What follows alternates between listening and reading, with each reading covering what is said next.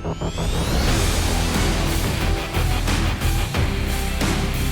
again, friends, and welcome to another fine edition of 151. My name is Adam, and I am joined by a man who found out the hard way that it's probably not a great idea to try and trade a child, especially when it's not yours, for an Xbox Series X. Ladies and gentlemen, his name is Justin. You know, but it worked, so...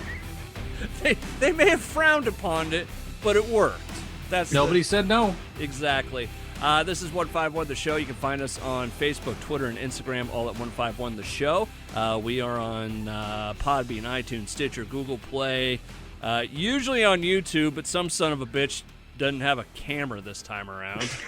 We'll get to that here in a second. But you can find all the links at the bottom of the page, and we'll talk about that more a little bit later. But joining us special on the line tonight, he is the Editor-in-Chief of GameZone.com. Ladies and gentlemen, Cade Onder is joining us. Hey, Cade, what's up, man? Nothing much. How do you not have a camera? I mean, really. Roasted for just not having a camera, I suppose. Well, I mean, Editor-in-Chief, 2020. GameZone.com, you know. It's fair. It's a fair thing to beat me up over. I understand. Well, in this day and age, how do you not have a fucking webcam when it comes to Zoom meetings and stuff? That I don't have one. It's that it doesn't work. I don't do Zoom meetings. I mean, like, I have a Zoom account just for, I think I've used it like 5 times this year for like various interviews I've had to do, but no one usually is also on video during those either, so I've just never worried about it. We lured you into a false sense of security by saying, it's all right, don't worry about it. Now we're kicking you while you're down. I understand. Cade, you're joining us tonight because you're the big dick son of a bitch who's got an Xbox Series X and a PlayStation 5, right? I do, yeah. So it's kind of been a pretty slow week for you then. Yeah, exactly. So the other day, I have not slept much because so much to do.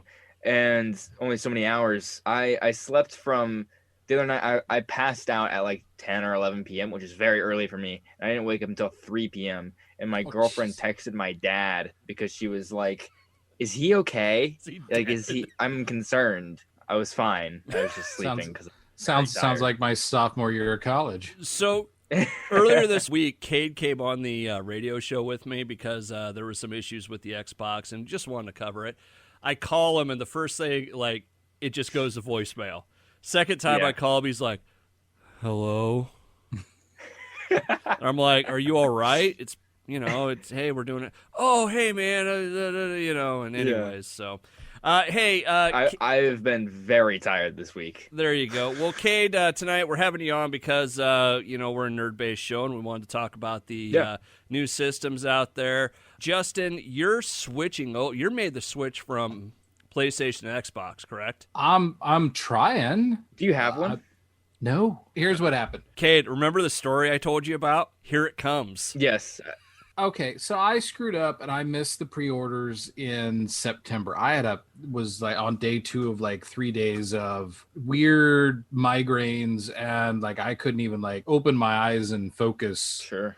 So I missed it. I'm sitting here. I've never ordered a console on launch day. I've never pre-ordered a console, but I'm like, okay, very, very lot of thought over the last year that I was going to make the move from PlayStation. I've had a 2, a 3, a 4, and I was going to Xbox this time for a lot of reasons. One, the Game Pass for PC, the interplayability, the family-oriented games, the fact that, there are some exclusives. I will probably miss Spider-Man and Uncharted, but the positives for me with the architecture, the way they've set up this Game Pass thing really outweighed it. So I'm like, it's a greater value. Yeah, screw it. I'm especially with small children, it's worth it. I'm gonna make the switch. Monday night, I was like, I'm gonna stay up and do it. I'd fallen asleep on the couch. The dog actually woke me up at like 11:30 and wanted to go out. So I'm like, okay, I'm up, I'm ready, let's go. Best Buy went from coming soon to sold out like in one refresh. Yeah. No opportunity. Target, because they only localize you to the area. Literally, by the time I put one in the cart, I put in my my all access, because I was going to do the all access, wrap it all up. By the time I put up that information, like it would air out on me. No, it's gone. It's not in your cart anymore, because apparently they didn't remove it from stock, even though it was in my cart. Yeah. I chased 7 of them around from Jordan Creek to West Des Moines to Merle Hay. Merle Hay, I had one in my cart, but it was for the buy now, and then I tried to update that, and then it kicked me up to Ames, and I just watched them like fall through my fingers. Yeah. At 10 o'clock that morning, I was on for Walmart, and Walmart was hit it and error, gone. Justin isn't the only one that had problems with this, right, Cade? I don't. Not at all. Like, I don't understand the thought of, okay, number one, I guess, do you do one per household or what? But I don't understand, like, literally, you hype up the all access. I've met the requirements. Good God, I got a credit inquiry and approved, how do you not put me in a queue that says, hey, the next time one becomes available, we'll ship it out. We'll give you your date. There was something like that happened. I forget which retailer it was at, but a lot of people, like, either they got their pre-order through All Access, or like they were in a queue or something for that, and it got canceled. But the retailer came and they said, hey, we got you covered. Don't worry. You can still get yours if you want it, which was great. But a lot of people did not have that luxury. That was only at that very specific retailer, wherever that was. I don't know if it was Microsoft or GameStop. But yeah, the pre-order situation was just a mess. Like, the whole thing was, they either told you exactly when to be there, which sounds like a good idea on paper, but a lot of the problem is there are bots that come in and they clean them up to then sell them on eBay through another person. And that was the big problem for Xbox primarily. PlayStation 5, they said they'll be on pre-order tomorrow, but they actually went up early ahead of schedule. So people were a little more lucky and weren't getting robbed by these bots or whatever. But since that happened, they've also had those scheduled kind of second, third waves and stuff, and that hasn't really done anyone too many favors. It's a mess. Like, I don't know how they really can improve upon that. I think one per household is definitely a better solution for a lot of those things. I think there are a lot of people who got seconds and thirds. I mean, if you're gonna launch in November, one per IP address every 24 hours or something like that. Cade, we can't keep toilet paper on the shelves, and you want people to follow rules on an Xbox or a that's PS5? Fair. Yeah. Real quick, Cade. So Xbox comes out. You were telling me earlier this week that there were some issues with Amazon, that they didn't close off their pre-order, right? That seems to be the case. I don't think, as far as I know, PlayStation 5 was in the clear there. Like, there was some concern that PlayStation 5 was going to have the same issue, but I think, as far as I know, everyone's okay on that department. Okay. But for Xbox, they, I guess, did not close off pre-orders in time or oversold or whatever. So there are a lot of orders being delayed to like December 31st is when they said we will meet it by this date. Now, I assume that's them being very conservative and being like, this is how long it could take. I imagine it'll be sooner than that. They'll probably have them out before Christmas. Still, December 31st, waiting almost until the new year. That's frustrating for people who are just like, I got my $500 pre-order in, and you guys, I mean, the money has not left those people's accounts yet, but it's still like the anxiety of that is not fun to sit with for months on end. Right. See, and I'd rather have the money out of my account than a hard inquiry on my credit report then for something that I didn't get. I mean, yeah, exactly. Cade Onder from GameZone.com, the editor-in-chief, they're joining us on the show tonight to talk about Xbox and PS5. We'll get to the review stuff here in a little bit. We're just kind of cleaning up some of the.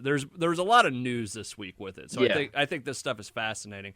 How is it that what version of Xbox was this? Like 4? So yeah, there's the original 360 one, and now there's the Series X and the Series S. They've had 4 or 5 chances to get this right over the years. Over 20 years, right? So like, and they've had, the upgrades like the Slims, the 1X and stuff like that. They've had more than, definitely 5 console launches. There are 5, tentpole ones here. Yeah. But yeah, I think the bigger thing is probably dealing with the pandemic. People can't walk into a store outside of maybe GameStop and be like, hey, can I pre-order this? It's all online largely, I think that's definitely a big factor in everyone's home, so everyone had a chance, right?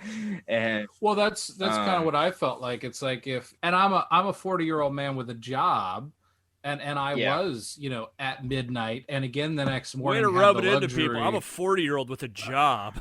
Well, but I'm not. My Hard wife to come by said, these days. right. My wife said, "Do you have to be, living in your mom's basement and sitting there all day and just hammering the order button?" And I'm like, "No, because I actually tried to do that, Let me And, ask and you. yeah, it is weird to have the money for something and to be denied being able to get it. Yeah. I mean, Absolutely. It's like, let me give you my money. I mean, the Right. bigger problem is just like console launches are always hard. You will never have enough for enough people, right? Because there's Right. over 110 million PlayStation 4s out there, right? They were never going to be able to produce enough PlayStation 5s for all of those people. But at the same time, there needs to be a way to dish it out to all the customers who want them without scalpers getting too many of those. Because that's the big problem. It's a lot of scalpers getting them and selling them on eBay. There was a picture going around on Twitter of a guy who had literally a wall full of PlayStation 5s, wall of PlayStation 5s. And he was like, hit me up for $1,000 for the disc version and like 800 for the digital one. And everyone's like, I hope no one buys from you and you lose all this money Right. because Yeah, but they screw will. you. I'm sure there's some people who would definitely jump on that, but a lot of people were just like, we're not doing this. Nobody buy from this guy. Just hold out.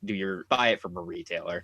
And hopefully people do that because that's messed up. Do you think that probably the same guy that bought all that hand sanitizer? Yeah, that's what I Probably. was thinking about. Like, I hope like the FBI comes and seizes all of his PlayStation 5. No, the better one is the guy that bought all the Beanie Babies way back when. Really? Did you guys ever hear that story? No. This guy like legit bought used his life savings to buy like a warehouse of Beanie Babies because he thought they were going to be worth so much money. They're not worth anything. No. Yeah, I know. Cade Onder from GameZone.com joining us on 151 The Show. 151 The Show tonight. I almost said 151theshow.com tonight, but that's where you can find us. Real quick before we get into some of the other stuff with this, if you had to, if you had to jump on eBay right now, and the first one I see is brand new Xbox Series X in hand, $1,300. Would you spend that much money on one of these? No. I mean, I might pay a little above retail price for a PlayStation 5. I think $500 is probably as much as I'd go for a Series X. To be fair though, I didn't pay for mine. Xbox sent me my Xbox. So Hey, Kate, if you're not using that thing, I mean, if you're not really if you're not really a big Series X guy, I mean, you can. No, I don't know, throw one my way. I do love it. Don't worry, I'm getting use out of it. But the PlayStation 5 I did buy, but well, I heard he loved PlayStation 5 so much more than Xbox Series X. No. People coming to my house, banging on the door. It was a hard thing to get. They're not easy to come by. Yeah, no, I imagine. Even knowing the guys at PlayStation, and I was like, "Hey, what's my chances looking like?" They're like, "Look, we don't even know right now. Like, people were already getting theirs, but like, we don't know quite yet." Yeah. And this was like in October, and I was like, "All right, well, just keep me in the loop." And they were very nice, and they sent me all of the games, which was very kind. So I was definitely that's cool. I mean, it's your job, so.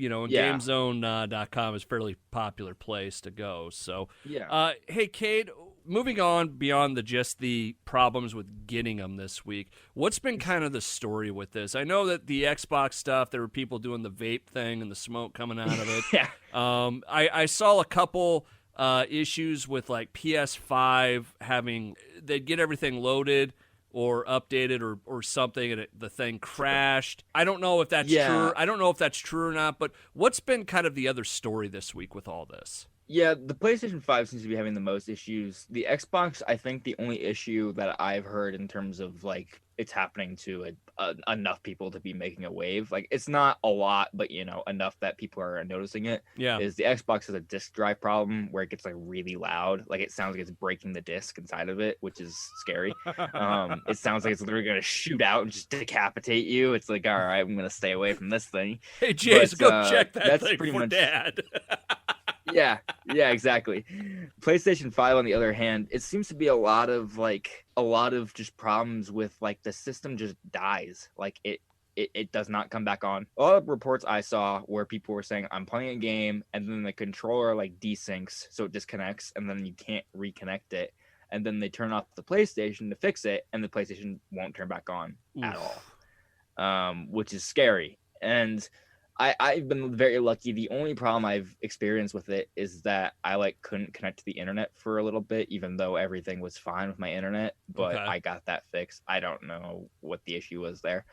But yeah, there's just a lot of problems with people's consoles just straight up like dying, and they have to get them replaced or whatever. I don't want to talk about pissing you off, right? Yeah, and this happened before the North American launch happened. So people like, in the UK, they're only 6 hours or 8 hours ahead of us. They were getting theirs, and they're like, my console's died. And everyone's like, wait, we haven't even gotten ours yet, and yours is dead? Like, this thing's barely out. Oh, you mother. Yeah. No, it was definitely like eyebrow raising. This is kind of a thing though with first generations of consoles, right? Yeah, and that's always what happens, just because they're the first ones off the production line, right? Like, there was a thread on a forum I go onto, and they're just like, hey, you can see the manufacture date on your Xbox. Let's all compare and see who got like the first ever manufactured Xbox. And it goes all the way back to like July and stuff. Oh wow. The first one's off the line, right? So plugging them in, they didn't get a chance to test all of them, obviously, so you're bound to have some sort of issues with them. And then as the year goes on or into 2021, I'm sure they'll have more refined versions of this console. And then I'm sure 3 or 4 years later they're going to have like an upgraded PS5 Pro or whatever. Anytime you mass produce something, you have a certain amount of failure rate. I mean, yeah, it's just part and parcel with production. Yeah, exactly. It's never going to be unavoidable. Just the hope is that it's not on a widespread level. And right. It doesn't seem like it is. It's just enough that people are like, oh, so this is a problem I may have to worry about. Talk about being scared of turning it on. With either one. Exactly. I was like, I got mine, and I'm like, I really hope this thing doesn't just explode or something. I don't want it to come alive like a transformer and just start eating me or something. I remember in the first Michael Bay Transformers movie, some guy gets an Xbox 360, Fox comes alive and starts attacking him. Cade Onder from GameZone.com joining us on the show tonight as we talk about the brand new Xbox Series X and PS5. Where do you want to start review-wise? Do you want to start with Xbox because that's the one you got first, or what? Yeah, let me ask you this. Right now, which one are you leaning towards? Which one's is the one that you look more forward to playing? It's always a tough question because it's definitely always like, I'm not even trying to be like a centrist here, but like it's always like very preference based in terms of how I want to play a certain game. So I've been playing a lot of Call of Duty on my PlayStation. I have it on both, but I've been playing it more on my PlayStation because the DualSense controller on the PS5, the triggers, they rumble in this very unique way. They're very distinct to each gun rumbles a certain way. So every time you shoot, it's very specific to a gun. So, I mean, I guess hypothetically, if I blindfolded myself and someone was like, all right, here's the gun, let me know what gun this is based off the rumble, you could possibly do that. So there's a lot of really cool features. It's fun to play. It resists against you in terms of like, it feels like you're pulling a real trigger in that sense and stuff. There's some really cool features with that. So some games I tend to go on PS5, and there's some games just for more performance that go on Series X. That was going to be my next question, is graphically moving back and forth between those two systems. Is there really an advantage? Is there a distinction? On some games, yeah. I feel like a game like Call of Duty, again, it looks better on Xbox. There's noticeable differences in just how it performs and how it feels graphically. Again, I like to play it on my PlayStation, but I also really, when I do go over to the Xbox, I'm like, wow, this actually looks really good. I don't think you can go wrong with either one, of course, but I do think like Xbox definitely has a little bit of an advantage just power-wise. And there are a lot of games like that where I play like NBA 2K21 on my Xbox. I'm just like, wow. I know it sounds so cliche to say with the sports games, but it's like, I'm really watching a sports game. Like I'm really watching LeBron James dunk this ball. Well, it's funny you bring up the sports game stuff, and I forget if it was, I want to say it was the NBA, that, how they're piping audience sound into the building? Yeah. They were using like the same program they use for the games to get like the ebbs and flows of the game of, That's like, funny. Yeah. the cheering getting louder and such. Cade Onder from GameZone.com joining us on the show. You were telling me earlier this week, the Xbox, that it's almost, if you don't have a good enough TV for it, don't bother, right? I would say, yeah, unless you don't have an Xbox at all, probably, like, and you're just like, I want an Xbox, then this is probably going to be the one you want to lean towards. But if you're an Xbox guy, you already have an Xbox One X or whatever, I don't know if you need to upgrade right now. If you don't have the TV, I mean, I think the display is really going to be the make or break for a lot of people. But there are, features that are universal no matter what TV you have. Like, things just load faster, and you can swap between a lot of games at once and go exactly where you left off in those games. There's definitely a lot of benefits, but the question is it worth the $500 for those people if they don't have the TV? Right, because the Series X is going to do, or does 4K at 120 hertz, right? Yeah, I think so. It can't always do it all like simultaneously. Sometimes it's like 1440p and 120.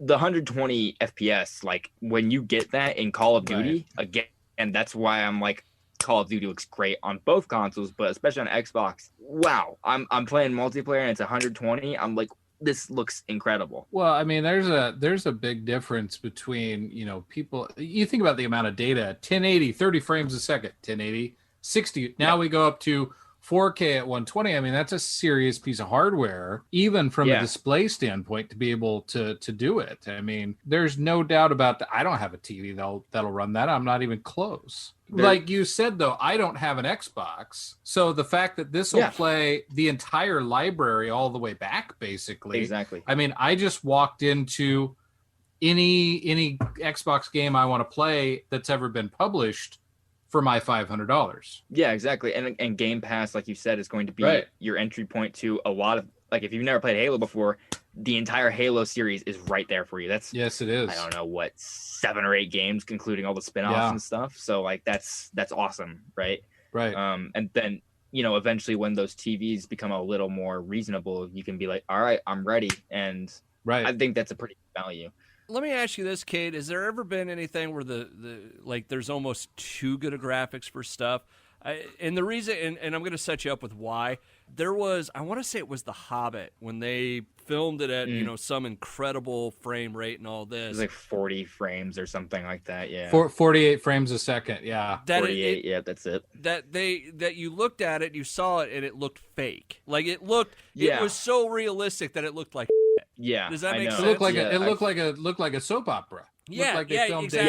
That's a great example. That's the big problem with, like, because I know a lot of TVs sometimes come with that effect on where it, like, automatically motion smooths movies, and it looks really weird on like animated movies. I'll go to a doctor's office and they'll have like, Monsters Inc. on or whatever, and it's all smooth and it looks weird as hell. I'm like, what did you do to your TV? And they just haven't turned off that setting. Yeah, exactly. What did you do to Sully? Your brain gets messed up because it's running, so it looks like it's running in fast forward, but the audio never goes out of sync. Yes. You keep waiting for it to get ahead. It's so strange. It's a very weird effect. Again, it's the soap opera effect. It's what they call it. But for games, you don't really have that effect. I do think the new Spider-Man game has an option. It is great. It has an option for 60 FPS. It comes at default at 30. But you can go to 60. And obviously, for a character that moves so quickly, like Spider-Man, where he's swinging around and jumping around, 60 is probably going to be optimal for some people. And I've heard a lot of people say they really like the 60. I personally prefer the 30. I think that's also just because I've watched so many Spider-Man movies that my brain is so used to kind of the slower. It feels cinematic. Right? Exactly.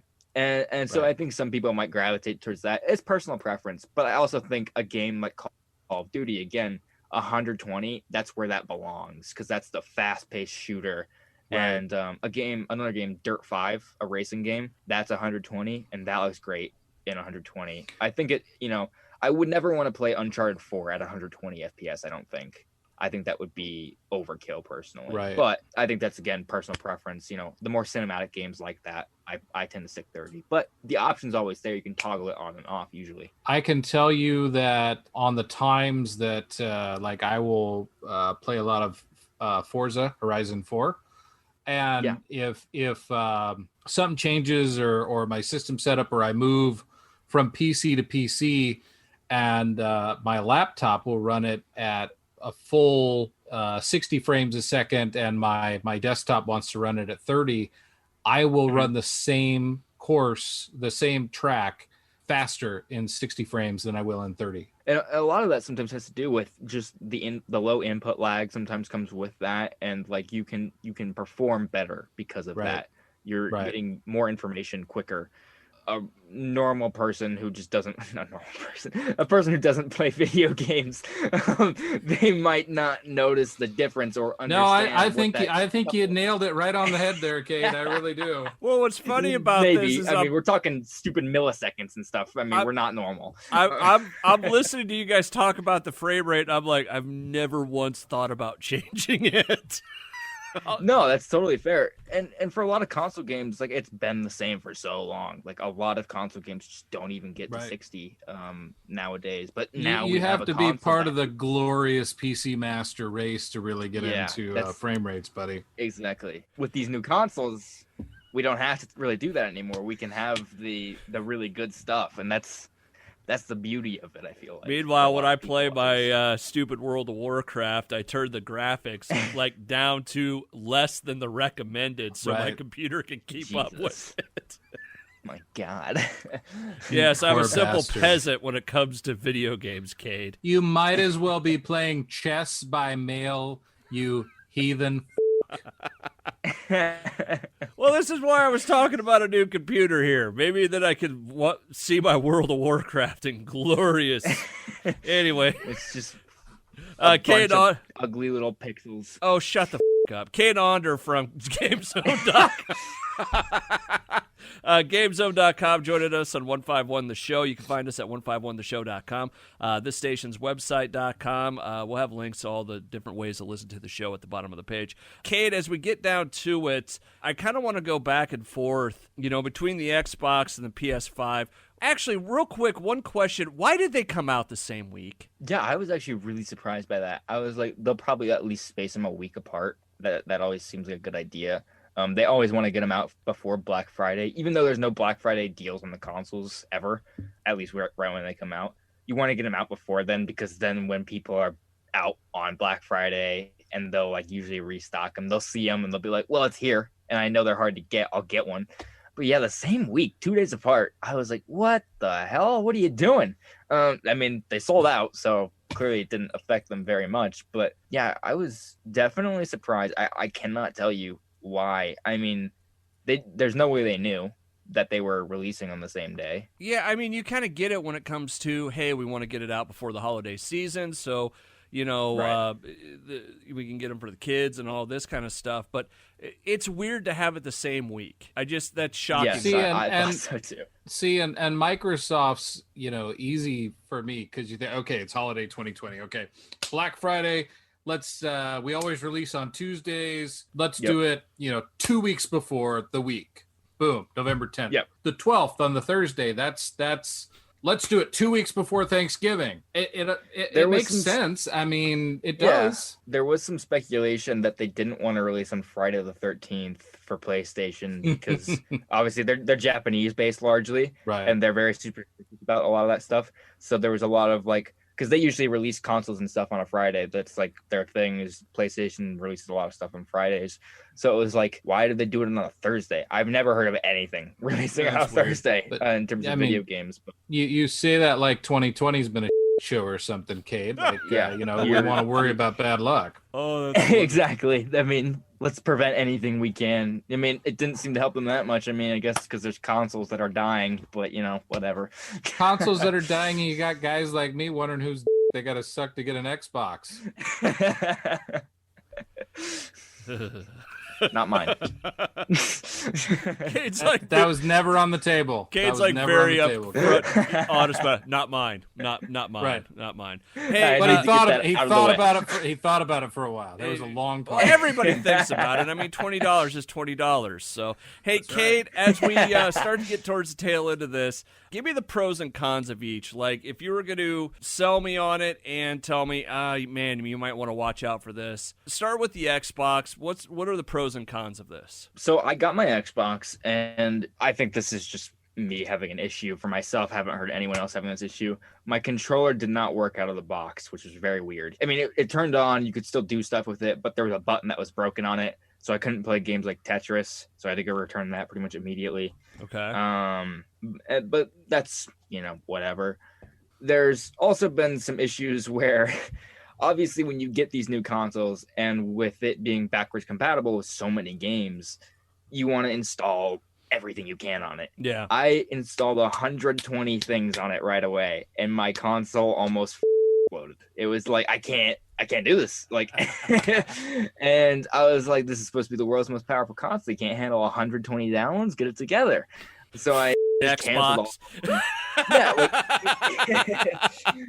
I found its breaking point pretty much right away. That's what I was looking for. I'm like, I kind of want to see how far I can push this thing. It was struggling. It eventually just stopped all my downloads. I couldn't cancel all of them. I basically had to there was a cancel all button that I was able to press, and it just was whoosh, just wiped everything. And then I was like, all right, I'll do 5 at a time. Okay, so if it makes you feel any better, Cade, I don't think that was your console, because I had a very similar situation with the Microsoft Store when I had a hard drive where all my Xbox installs were, Xbox for PC. Yeah. And I tried to do everything at the same time, and almost identical situation. So I think it's probably something on the server side. It might be, because I've had issues, not to that extreme, but 2 or 3 games. It's I don't understand what's going on. Right. And that was on my Xbox One. But that's something I just noticed. In terms of more cons, I'm looking at my notes here. So one of the big selling points of the Series X was this quick resume feature. I kind of mentioned it earlier, where you can basically have 9 games or so running simultaneously. Now it pauses all of them, so it's not going to be using up power or internet or whatever. It only uses one at a time. Say I'm playing Call of Duty and now I want to go play NBA 2K. I can go over and it'll boot up right where I left off in 2K. And then I can go do the same thing with The Witcher 3. And I can do all these games that are stacked up without having to lose any progress or go through any load screens. That was a big promise for them and was one of their leading points. And it does not work on a lot of games yet, like 2K. I was using that as an example, but it doesn't work on NBA 2K. And there are a number of other games where it doesn't work on. And I was very surprised by this, because leading up to the release, obviously people had these consoles for review and stuff, and they were like, yeah, I got all these games backwards compatible running in the background and I can just boot them up. And there were all these videos of just this quick swapping. And then I get it, and none of the brand new games like 2K and stuff like that really use it. I think Assassin's Creed does, but it seemed very limited by at least the brand new stuff, that I couldn't use that, which was bizarre. It seemed like it was supposed to work with everything, but it doesn't. And I'm sure feature will be enabled in a future update, sort of thing. Yeah.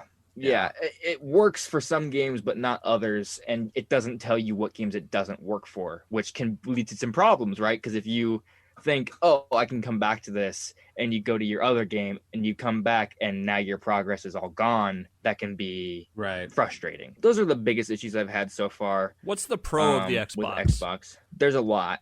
Give us the top 3. Okay, so anything that you have that worked on previous Xboxes, like headsets, controllers, and stuff like that, they work. Oh wow! I wanted to play Rock Band 4. I just put in the disc and synced the guitar, and it worked. Oh, that's awesome! No issue. And so I know that was a big issue with Xbox One, where people had these Rock Band 3 controllers and stuff, and Rock Band 4 came in by dongles and stuff like that, and everyone's like, I don't want to. It's a dongle.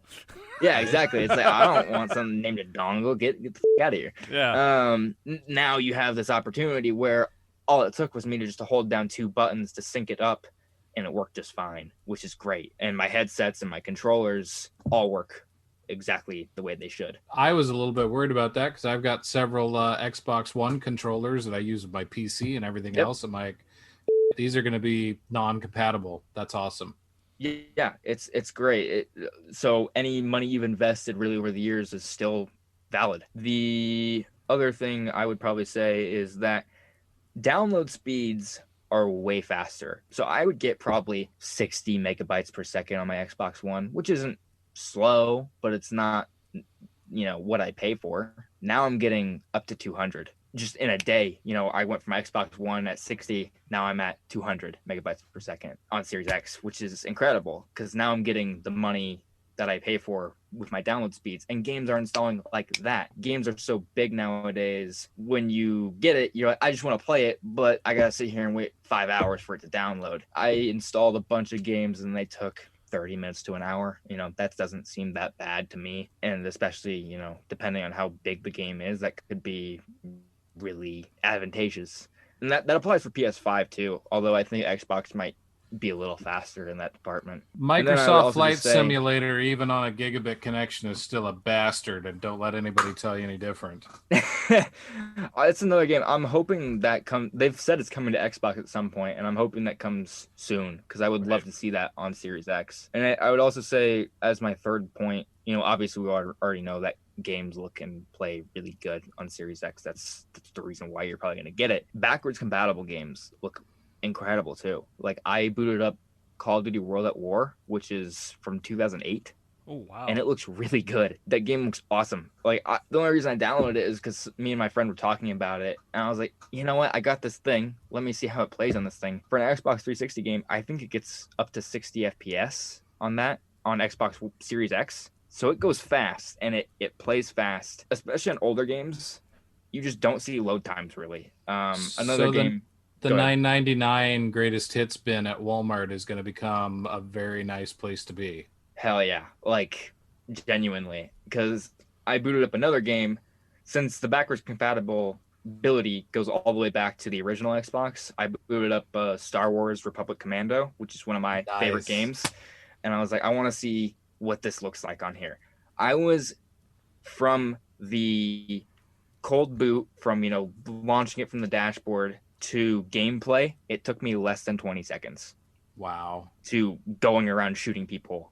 20 seconds from dashboard game, which is incredible, right? Like, I don't think people realize sometimes how much we spend on load times and how much of our lives we lose to looking at load screens. And you're not going to be able to just, oh, my game's loading for the next 2 minutes. I'll just open Twitter and scroll. Like, you're going to be playing pretty much constantly. You gotta love an SSD, man. You gotta love an SSD. It's awesome.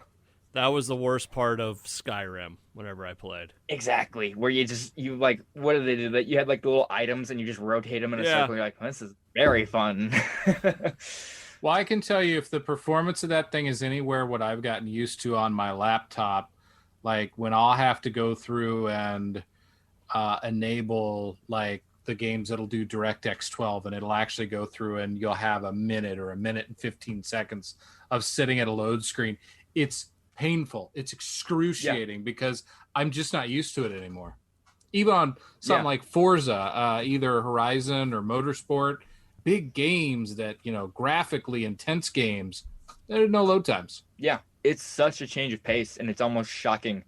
This applies for PlayStation in some aspects as well. I booted up Spider-Man, and that was another game that probably took me less than 20 seconds from the main screen of the PlayStation to swinging around a Spider-Man. Wow. And that's awesome. Especially, it's even more jarring. You go through the logos and stuff, you got to do that. But then you press start on the main menu.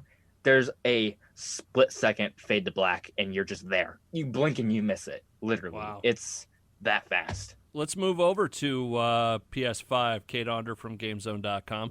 What are the pros and cons of this so far? I'll start with the pros because I feel like I have a lot of more positives to say about these things. I love PlayStation. I mean, that goes for both consoles. Like, I have a lot of positives for both of them. I am struggling to find like a lot of cons. One of my favorite things about the PlayStation is with that fast loading, they have this feature where when you hover over a game, it'll bring up these little tabs. and it'll basically be like activities. So I'll use Call of Duty. I keep using Call of Duty as an example, but it's the one using a lot of these features. There are tabs for Call of Duty, and it'll be like campaign, zombies, or one of several multiplayer modes. And if you click on them, it'll load you right into it. It'll skip all of the load screens. Nice. It'll skip all of the logos. It's even faster, which I don't know how they're doing it, but they're doing it. And I was like, what does this button do? Surely it's not going to be as quick as I think it is. It'll just like fast track me somewhat to this mode I'm doing. And so I clicked resume campaign from the dashboard. I was in less than 10 seconds from not having the game even started. It's impressive. Yeah, it was insane just to think about how quickly we are moving through our games now and how quickly we can just get to playing. Think about what the next generation will be. I can't even imagine, man. I'm like, how do you step this up? I know we probably say that every time, we're probably saying that with Atari or whatever, but like, how are they going to fix these graphics? It already looks so good. Those 4 pixels are amazing. It's so lifelike. It looks like me. I don't know why I'm doing like a redneck. I can remember at the end of the PS3 graphics, the early PS4, it was a jump. It wasn't anything earth-shattering. Yeah. It seems like from 4 to 5, not only with the hardware, the load times, everything else, but the amount of flexibility that's given them, that it has really made like a PS2 to PS3 style jump again. Yes, I would say so. I like how you said flexibility, because it's definitely, there's a lot of ways to utilize the power of the console and the features, because there's so much you can do with it, that as much as I enjoyed going from Xbox 360 to Xbox One, the difference faded after a while. It just kind of, I'm like, I don't know if I see the difference 2 years later. I'm just like, it kind of merges together. It's just special anymore. I feel like this is always going to feel at least, somewhat special. Maybe we will take it all for granted later, but I feel like they will continue to find new ways to improve upon what they already have in the machines, to make better games for whatever reason. I think my biggest excitement would be seeing a Superman game on one of these consoles, and seeing how fast he can fly through Metropolis and then go to outer space and come back down, and with no load times. I think that the potential of that sounds awesome. Will we ever get that? I have no idea, but I hope so. The day they make a good Superman game is the day I don't know if I can mentally comprehend that. I was just thinking a buddy of mine they can't even make a good Superman movie. Come on. You're right. Yes. A buddy of mine, he had that what was the Super Nintendo or N64 Superman, that horrible one, and he's like, dude, that game is awesome, you gotta play it. I'm like, this is bad. That guy's a maniac. You need to lock him up, because he's got something wrong with him, I think. You're not far off. Cade Onder from GameZone.com joining us. Okay, what are the cons of the PS5 then? It's a lot of, it has nothing to do so much with the power of it or anything like that. It's a lot of like, there were features on PS4 that are not on PS5. Really? That are like just, what? Abruptly missing. So one of it's all very weirdly small stuff. Like there were folders on PS4 where you could organize your games into genres or publishers or whatever you wanted. They're not there anymore, which is weird. Like I can't organize my games. And it's not like it's the first time Sony's taken away a console feature that people want. I don't know if it was to try to get it out the door in time or whatever. Like they just we don't have the time to just get this in yet. I'm sure that'll be within one of the first, major system updates. I can't imagine they go that long without putting that back in, because people are really annoyed by it. But also, I'm a guy who loves to record clips on my consoles, share them with my friends or whatever. You can only record 30-second clips on PlayStation 5, as far as I can tell. I have looked high and low for if I can make them longer, because on PS4 you can go up to an hour. Right. And PS5 is 30 seconds. I'm like, what's the deal here? Could that be the same thing where it's we needed to get this out the door and it'll come in a later patch? Yeah, It's entirely possible. I think all of these things will definitely be fixed later. I don't think they're gonna just be like, yeah, you can only record 30 seconds for the next 10 years. Like that would be weird. So hopefully, yeah, that does get fixed, and I suspect it will, unless it's just hidden somewhere. But I looked in like all of the menus, and I was like, where is this? Why can I not fix this? And I couldn't find anything. So that's bizarre. I do like the UI, the design of the console on the interface and whatever, but it is definitely like there's some stuff that's like I don't know how to get to here in like a convenient way. Like my brain just forgets. That might just take some getting used to or whatever. But So that was a question that I had for you, and I wanted to ask because with my experience, I have been through PS2, which really didn't have an operating system, a PS3, a PSP, the Vita, the PlayStation TV, and a PS4. Yeah. And they have they're all very similar, uniquely PlayStation with their own foibles, and I guess I've just always sort of taken that as the Japanese-ish ism of PlayStation and their own unique little environments. Is that still very much a characteristic, or are they a little bit more mainstream? It's a little bit of both. I feel like PS3 to PS4, and PSP definitely shared a lot with PS3. I feel like in terms of the interface there, I would say that they're all like they're like brotherly sister kind of thing where they're super closely linked. It seemed PS5 shares a lot of that, but it almost feels like a cousin in a way. It's a little different, and I don't think that's necessarily a bad thing. It's not. It's definitely just like it's not a bad thing. It's that you're so used to over a decade's worth of learning this system, and now you've got this new one. This is only going to apply for weeks or maybe a couple months, so it's not that big of a deal. But it's definitely like, how the do I get to my Netflix? Like, I just want to watch Dexter. Just let me get to Netflix.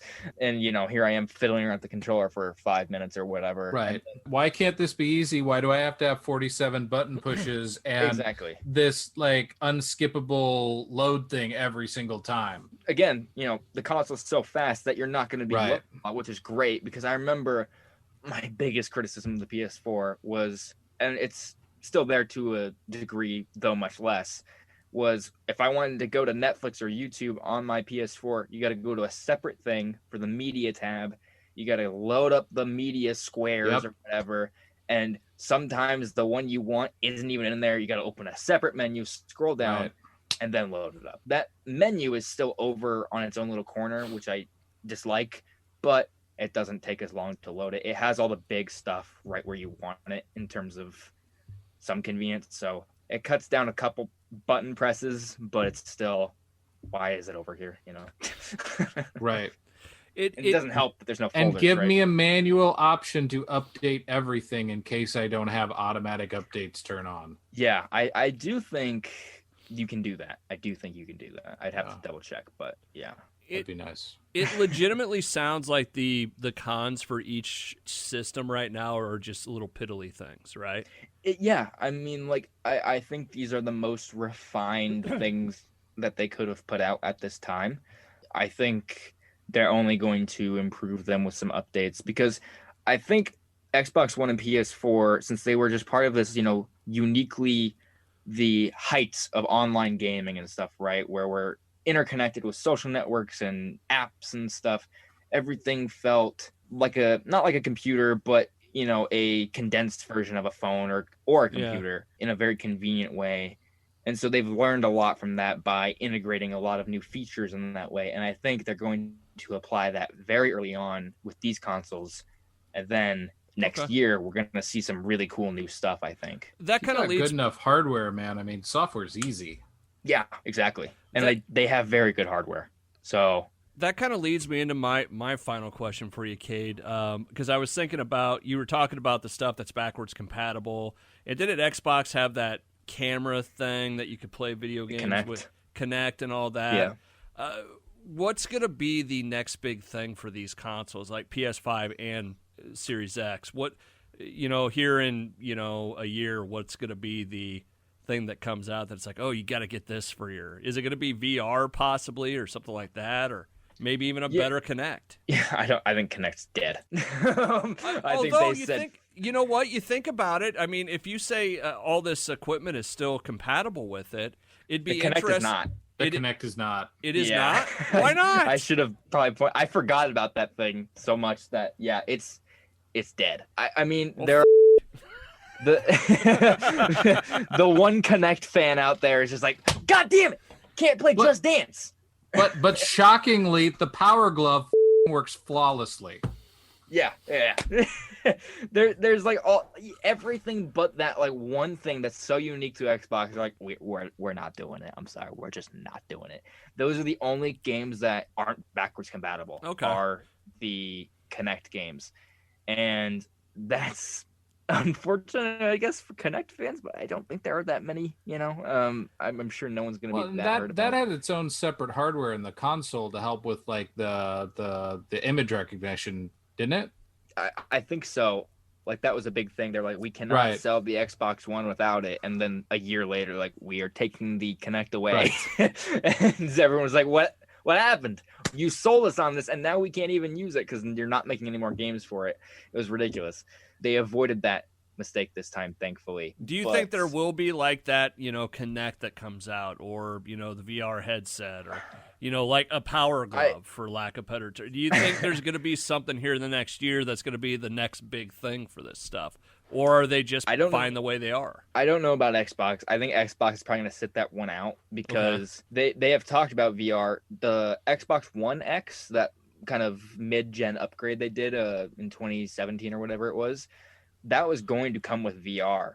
They announced it with VR, and then very quietly they said it's not happening anymore. We're not doing VR, which was very interesting. And then last year, when they did that Half-Life Alyx game, the new Half-Life in VR, Phil Spencer, the head of Xbox, was like, I've played it, but I'm still not sold on VR as something we need to do for Xbox.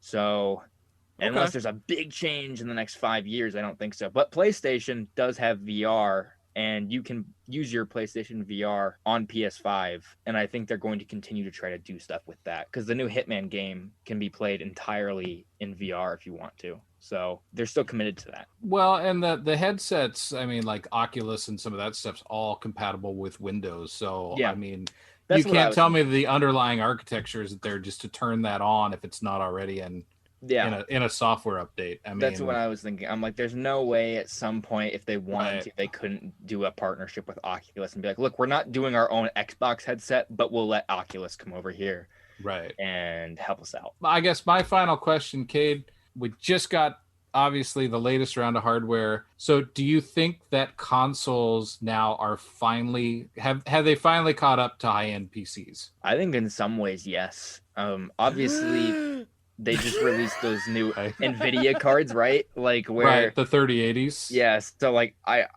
I mean, I think they'll always be a little bit behind because PC hardware can be changed out so quickly, right? They just always have new stuff. Whereas consoles, you're stuck with them for quite a while. But they're built to last. I don't know a single person right now without a major investment in like a new power unit, like a new PSU, and maybe even a case can even put that card in. So, yeah, exactly. I mean, that's $1,000 card. Exactly. There are things about the SSD, specifically in the PS5, that they're saying are like, this is unique to PlayStation. You cannot buy one of these and put it on your PC, and there is nothing that rivals it right now. So in some ways, your consoles could be faster than a lot of PCs, if not all of them. I mean, I don't want to say that because I don't know every PC, but I think right now, like, they are some of the most affordably advanced consoles or machines that you can buy. And I'm very impressed by what they've done. I think there's something for everyone, whether you want to go Xbox or PlayStation. I don't think anyone's going to be disappointed. Whereas I know a lot of people who bought an Xbox One at launch in 2013 were like, what the is this Kinect thing? Like, I don't want Let it go, Cade. God damn. I don't want you watching me, like, I just want to play Call of Duty. That's for OnlyFans. Yeah, exactly. And there's no OnlyFans Connect integration, so what's the point? Did you see that stick man just going nuts? Oh, that's good stuff. All right, well, Cade, thank you so much for coming on. Cade Onder from GameZone.com. He is the editor-in-chief over there, joining us tonight. We're going to have you do a shameless plug here in a second, but Cade, thank you so much, man. We appreciate it, okay? Yeah, thank you so much for having me. I'm always happy to chat with you guys about whatever. Awesome. Get a camera next time. This is 151. This is 151 The Show. You can find us at 151theshow.com or the station's website.com. We are on Facebook, Twitter, and Instagram, all at 151 The Show. And you can find us on Podbean, iTunes, Stitcher, Google Play, and a whole bunch of other channels. All the links are at the bottom of the page, along with Cade's stuff. We can't end without a shameless plug. Cue the music!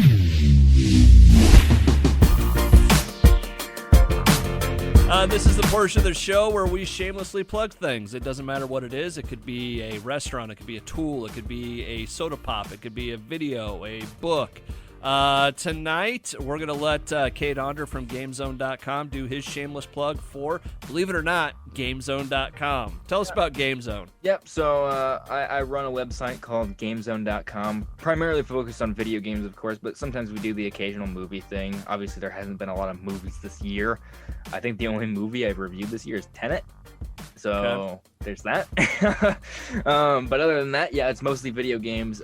We'll have reviews of the new Xbox and the PlayStation 5. I want to say this week, but if not, it'll definitely be the week after. Obviously, there's just a lot to do. We're also reviewing Call of Duty Black Ops Cold War, Demon Souls, probably other stuff that I'm forgetting. My brain is fried right now. No, I get it. Hey, real quick question about the website. Forgive me for not diving too far into it. Is it a website where people can like ask you guys questions about games, like maybe even technical stuff, or is it just mostly reviews? We have like news and stuff, so like if there's anything anyone wants to know, like I'm always happy to like talk to people about anything, either on my personal Twitter or like if it's a big enough thing, we'll write an article about it, because I know we wrote an article about how much you can get at GameStop for your Xbox Series X if you really want to trade it in now. You can get like $300 something, I think. That's it? It's something like that. I forget how much it was, but you get like 50% of your money back. Which isn't great, but Are there any of those going in, just asking for a friend? no, actually, I tried to return that broken controller, and they said we actually can't take any of the new stuff in for a month because they are afraid of like people scamming them somehow. Oh, nice. Oh, okay. Yeah, so All right. next month, if you want to camp outside, you can go in and see if you can get a used one if someone's willing to part ways with it already. Well, you know what? You say that, but there's got to be people out there that bought both and are going to make a choice and say, hey, I'm going to keep the Xbox, I'm going to sell the PS5, or vice versa. I mean, yeah, that's why I wrote the article. I'm like, look, if you see a PlayStation 5 in stock and you don't have the money and you have an Xbox Series X because that's what was available to you, you can go and trade this in if you want. Here's how much you get for it. Huh. Interesting. Yeah. All right, so reviews, news, and all kinds of cool stuff over at GameZone.com. We'll have links to that and all your Twitter and Facebook and all that at the bottom of the page as well. All right, Cade? Yep. All right. I really appreciate you guys having me on. Oh, Good no talking to problem. you. Oh, it was a good time. I think we made Adam's head spin when we got technical, and I always love to do that. I have to listen to talk to him, talk to people about sports, where I'm just like, whatever. So it's always nice to be able to look. I like sports, but I'm casual. I'm not technical. He's Mr. Technical, so it's nice to flip those tables. You know what's funny though? I know when to end a story. Nobody can see you because we're not doing video this time. I know. All right, everybody, that's going to do it for us tonight. Cade Onder from GameZone.com. Again, thank you so much, man. We appreciate it. Yeah, thank you.